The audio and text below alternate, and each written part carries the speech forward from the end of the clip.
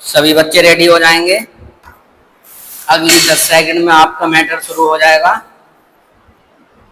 आज की जो प्रतिलेखन संख्या है एक्सरसाइज नंबर 13। Ready start. महोदय, यह भी विचार किया गया है कि जो व्यक्ति समाज में काम करता है, चाहे आविष्कार का काम करे चाहे कोई दूसरा काम करे, उसको उस काम में तब तक सफलता नहीं मिल सकती जब तक कि समाज का सहयोग या समाज ने जो परिश्रम किया है या कुछ आविष्कार किया है उसका उपयोग उसको प्राप्त न हो, उसका उपयोग वह न कर सके।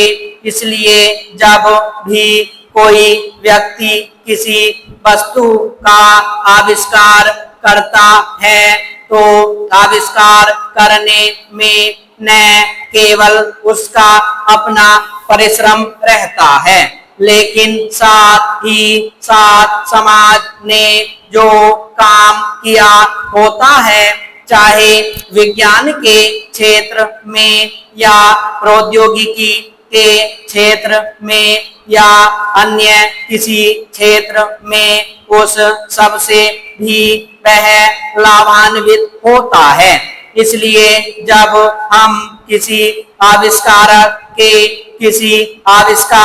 के अधिकार की रक्षा करना चाहते हैं तो उसके साथ साथ यह भी विचार हमारे दिमाग में आता है, जिस व्यक्ति ने समाज की सहायता से आविष्कार किया है उस समाज को भी उसका फल अधिक से अधिक मिलना चाहिए।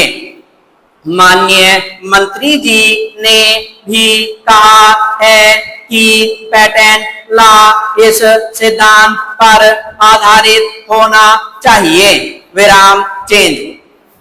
मैं समझता हूँ कि पेटेंट लॉ के पीछे दो सिद्धांत निश्चित हैं। पहला सिद्धांत तो यह है कि जो व्यक्ति परिश्रम करके धन लगाकर अपना दिमाग लगाकर के किसी वस्तु का आविष्कार करता है उसके तथा अपने परिवार के लोगों के अधिकारों की जहां रक्षा होनी चाहिए, उसके साथ ही साथ जैसा मैंने अभी कहा, कोई व्यक्ति समाज में व्यर्थ में काम नहीं करता है, वरन पिछले समाज के लोगों ने जो काम किए होते हैं, चाहे विज्ञान के क्षेत्र में या प्रौद्योगिकी के क्षेत्र में या किसी